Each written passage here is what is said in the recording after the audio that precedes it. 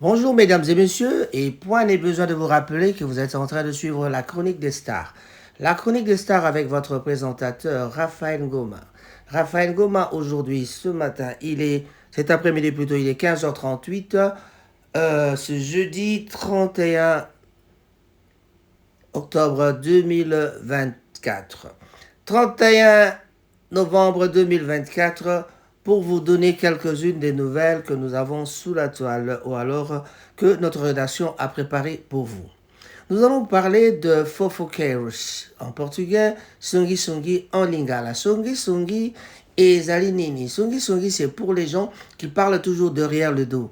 Et ce n'est pas parfois parler derrière le dos, mais c'est aussi parler de quelqu'un.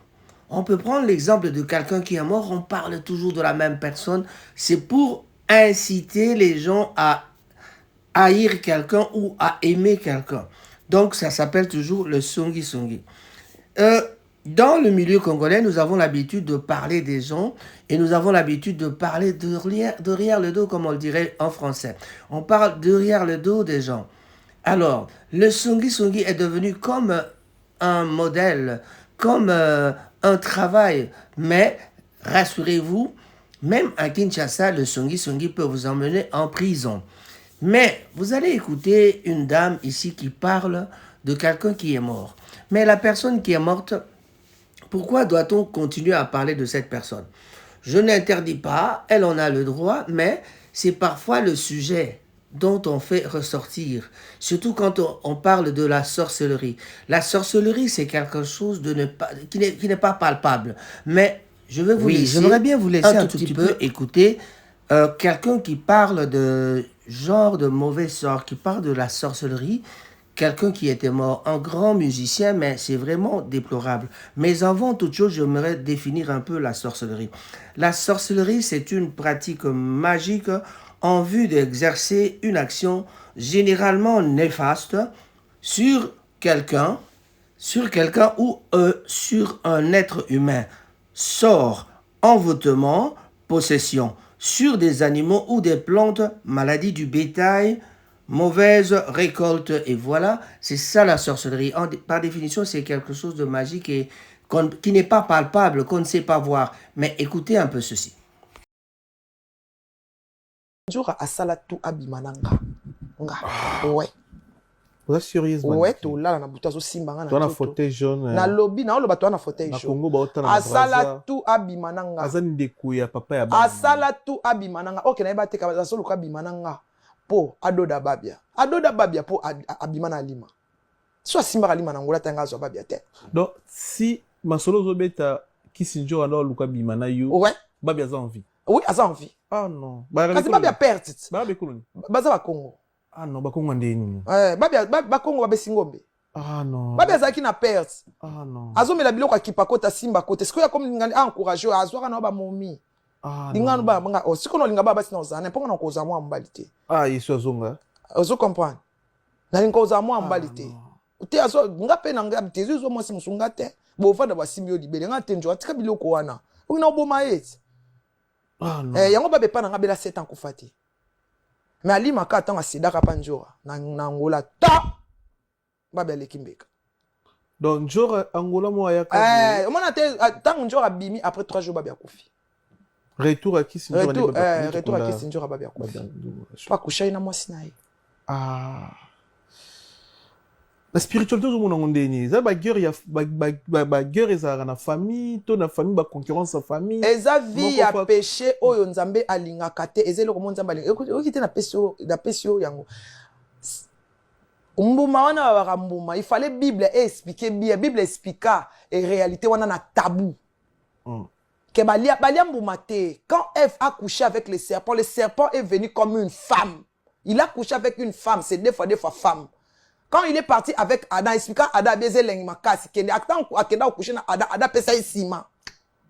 C'est ça, c'était le péché qui a commencé. Abel, c'était une femme. Caïn, c'était un homme. Abel, c'était une femme. Balobangote.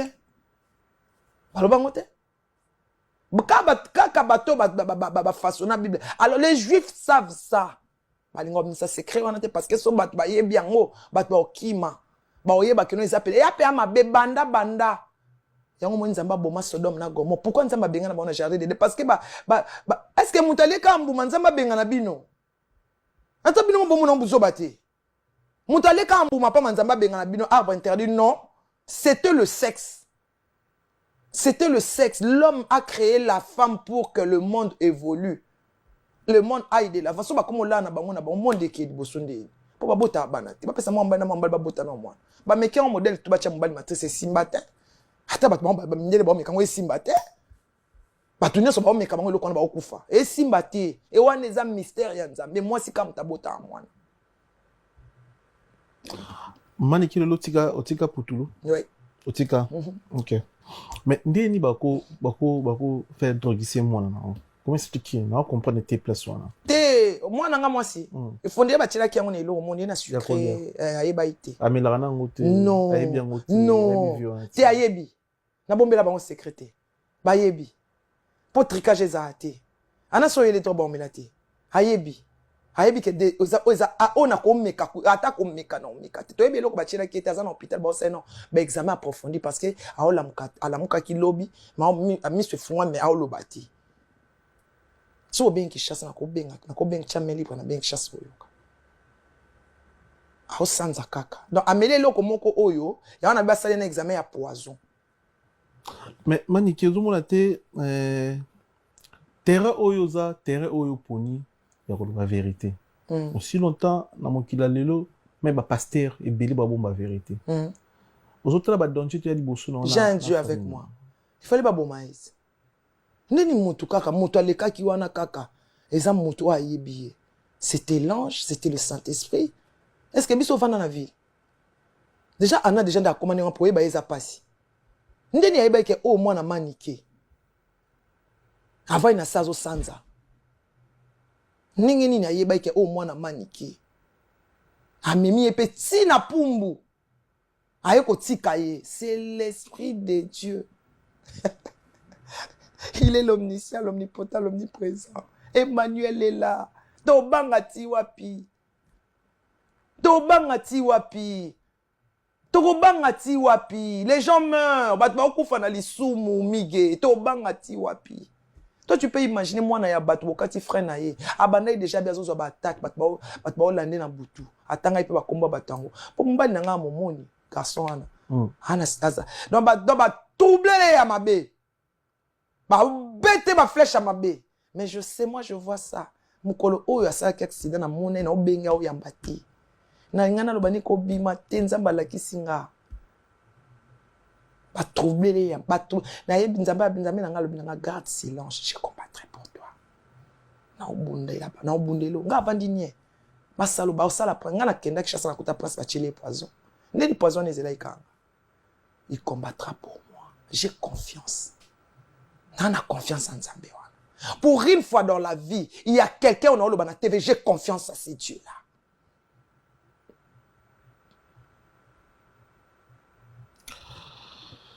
C'est grave hein. Et comme grave, comme aussi bana ba famille, c'est solo. Maintenant on aussi ma famille, on sait que boa famille. Et on a bimbalo no senge test ADN, yemo ami yebi. Soit attaqué à son 5 test ADN, il y a un fauteuil jaune. Na bimi ge mutu tel, mission tel là il a un test ADN, no chama kila nanga. Comme ça to sambwa. Yem tabota yo. Total akandenge kende lo comprendre mko na attaquer susu. Parce que na prévenant ki bango. Tant na uti Dubai na esa bango na senga ye test ADN. Na olo bana basakata nyonso ba oyoka. Na senga yango lo kwa bobomba ka inga na bimise na poisa na sambwisa mama na ye. Na senga ye. Papa, soit meki susu, na osenge. Na oyaka amige na osenge test ADN. Aya pe ato sala test ADN. Na osenga ngo, poto silana. Vous avez même famille no musicien congolais? Moussous? Moutango za musicien? Aza musicien. Aza musicien, aza même famille nanga. Aza papa leki nanga. OK. Nde na olo babo na oningisa bato ebele. Émission tango ekote ningisa basakate ebele. Na lobaki na bino na prévenaki ye asimba yanga te lokola so continuer pona bana nanga na komati na niveau fourmi na onzima to sambwa na osenge test ADN po jusque là makamna so na yebi na loba ngo nga loba no elote Nga lobaka elo te. Même jour ana na finga ete. Ata na lobi makambo na lobi elo te na yebi o eleki pure ya oleka. Ya minene. Nga bosa na ate. Bakanse nde na omela drogue ya osa bêtise nga na obosa. Nga na mémoire éléphant. Nga ba tata mo sinamso na ndako akamba mani kema likambo eleka osa na 4 nga bien na yebi yango. Esala boye lekela bo sala ka boye bokota ka boye na teta na telemaka tango telemaka na za na 4 ans otala yo manike lobi obi likambo to sala ngo za na 4 ans manike oza ndoki nga bitendoki tendoki ya petit noko di avant kufa ba yeba tata na ye na oyeba ni tata na ye e sambwisa nde mama na ye poko na sabota bota na ye nde ba wanga na kende pe ba wanga na papa biso non bimise na posa esi asakata nyonso na otala bango boye na esi bino opekisa ye mokolo na koyoka na Kishasa problème ona prince ona ana nga tinda kayete abota malibota mona koko na sonenga wanga na kaye nenge pa wanga na papa papa so ba bokola kayete yo likamni na ngai na osengo test ADN et puis tant aussi na sengi bana no musu bana ndako test ADN na obenga famille wana ba yeto vandi to bengi mwana no wana yeto sa test ADN c'est compliqué hein c'est compliqué. La vie c'est comme ça. Mige po muto asalo mabe faza asalo mabe ako sangsa bat mais il faut membre famille azala parce que il a ton sang makila de ganga makila de zana solo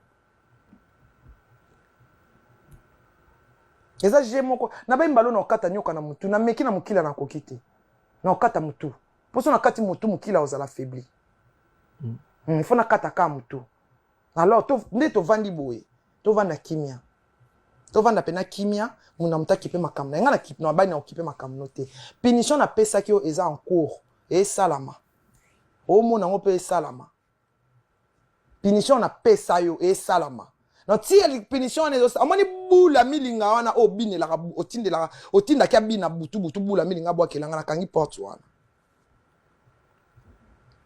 na kangi porte nyonso o banda o côté mais c'est grave hein makambo côté spirituel exact c'est ça makambo butu ba prophète ba aider biso bo aider biso même dans ba oh commentaire mimi chike va grand esprit mbalo il fallait bazwa moi 50 ans et on a linga na fête anniversaire 50 ans na Kishasa te nga sambela na kombo wata na ya JB na kinga na déprise wata to JB mpia siko nzamba tindenge pa wata ba pasteur bota la biso ba ndeko bozaka pe na spiritualité moninga mission spiritualité et coïncide mingi na fauteuil jaune boye debe biso na ba commentaire même na ba appel pour na kofungola biso cerveau sika ba le champagne rosé parce que émission ya goreti luvoezo bango nyonso ba yebi bato ba hotel émission ba yebi azaka makasi nango siko na banda ko banga liboso parce que nazaki na vie ya péché ngabi so ba beti koto ba ko tshela nga ammoniaque na plan na omela na okufa mais Noé na famille Noé bazwaka grâce na batu nyonso na banyama o bakotaka na kati ya arche bazwaka grâce ka po na Noé na ndenga na komi boye batu nyonso batu toto na ba o mériter grâce na ba sa famille ba sala mutu moko yangi lote ata ba beti mu pepe na sololaka o atelemisaka ngo na fasola na ye boye na sola na ye boye Jésus Christ de Nazareth na sola na ye na mona ye nga mona apparition na Dubaï na mona apparition na yo comprendre nga bien ba bisangelo te ba bikuiti ezo bomo miso tikango siko tellement nazaki na sentiment nango yamba bi mon peuple périt par manque de connaissances c'est pourquoi mon peuple périt mais dirait que moi si on a trompé kaé mais par manque de connaissances OK moi si on a zo trompé azo yelo ba maladie a yelo malédiction yo kanga minika na sentiment bomaka so nzamba lobi tika tika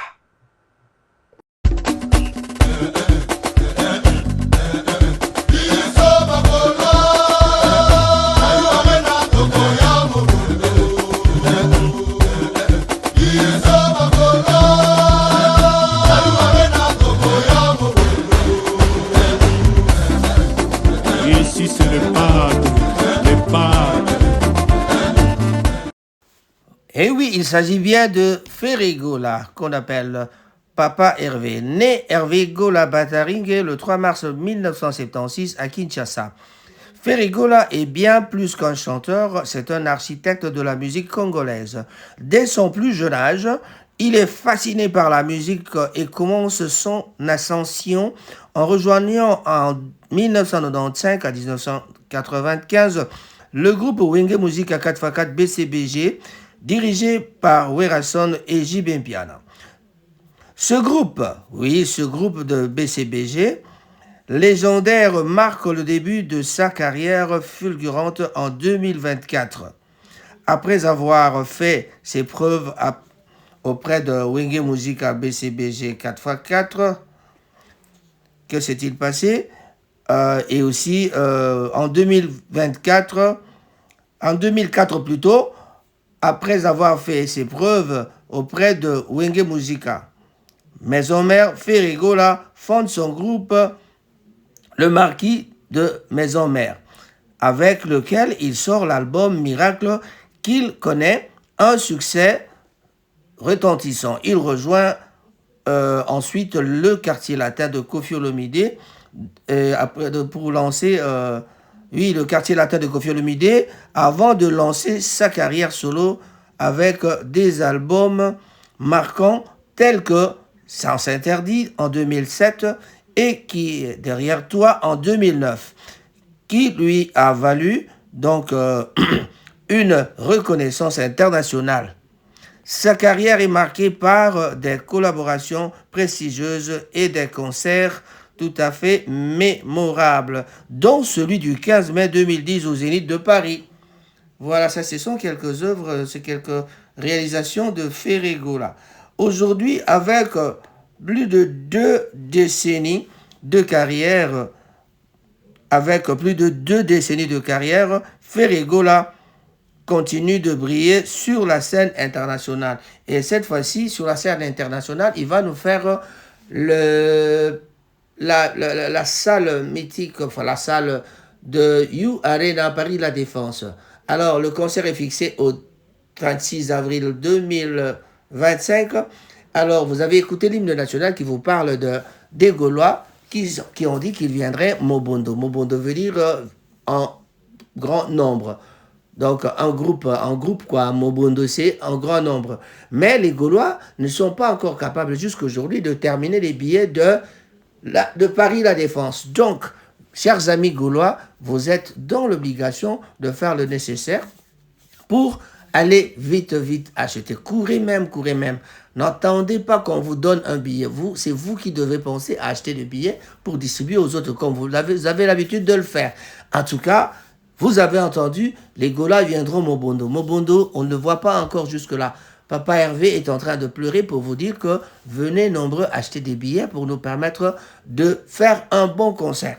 Faire un bon concert nécessite la pluralité, c'est-à-dire aussi avoir beaucoup de gens, la pluralité dans le sens d'avoir toutes les races, surtout que c'est au niveau international. Et c'est là que Ferregola pourra aussi montrer son sens de professionnalisme. Alors, nous vous prions de bien vouloir aller acheter. Voilà. Serge Mabiala vous demande de le faire aussi parce que Serge, c'est mon frère. Et c'est un grand ami à notre ami Ferré Bataringue. Voilà. Ferré Bataringue, pour moi, c'est comme un enfant, c'est comme un petit frère, c'est comme un frère. Donc, je vous recommande ce concert du 26 avril 2000. Combat Zaïd, combat Kilo, et Kenda Sango partout. Vous avez un combat le Koum. Banda Congo et Yato, comment on a des ordres. Makamu mabe. Poste Sango et Beba. Congo, comment on a bakisa mai, soupe Beba. Pays mo dirait Pumboka na butu. Oh là là, les kabolo bango mingi hein. Na ko sote la muka 3h tala Congo ezate. Oh. Et que si tu kota Australie. Oh. Ngolé tikali na Brazza Congo ebundi 5h. Oh. Et à 5h. Tant que voyez biso na tongo ba mabibi. Olemba mo bouger ezate ko Pumbaki mingi. La jeune me venait. Comment on va monter Katina Terra ba ibaki 32 millions. Vraiment. Mboko ko bisa 32 millions. Na matali ko so de moto na tanga bi mboko ko bisa 32 millions. Mboko ko le ponge le kama iko to ko dinda. Ebi makandenge ni mboko modela boy. Babuka ki didi en tout cas. Franchement. Nandola na mamboko te ko koma kuita makasi. Mboko sana. Vraiment. Mboko so la ndiango to mela bombe. Oh. Mama na ko to kama pesa ma bombe. Na bosana. Oh mboka utaka. Oh mboka. Vraiment. Kana bamona maseki. Vraiment. Conseil gratuit. Ah les pays moko yaka mafu lokwa tokoti kasho. So koti kasho n'est-ce pas libando aussi la matama no noki. So koti kasho bandika ah omona kobela te. Koya komona ba raisonnement te ke pays papa okufa. Tokeka simba te toke oya kokufa ku akufa kotika yati atikali to nuna to mafu. OK. Kombo ka kwata mama. OK. Ta maninga na tipaka te. Na comme ça Congo lokana bunga na Tchad. Oh. Soko kanisi koto yebana ka mingo kende kopite pona soni. Oui. Bakuma ngana mbe makuna na kweya jamais. Na dinga kama sana ngiringiri sona kesu kopi kuna na balabala bondo bakotimbela nga soni. Yo moninga na boyango. Na comme ça Congo lokana bu oye boye bangate mafu pona mbongo na zonga sima. Oh Johnny te ngai. Pour rien na rien que ça va difficulté en finance comme elle était. Trop na huile les sons. Yo na yebi mema. 10 000 na huile lo. Na kolia 2000 na bo na bombi. Mama na kome kenge na kome na uti kopi na 10 000 na boko matabisi. Oh. Mama pourquoi? Oya pour bela. On a bela nini? Transport ils ont 500 francs. On dit 500 na 100 francs na sukal ma pe balade ça. Oh. Si tu soponi ma po elale za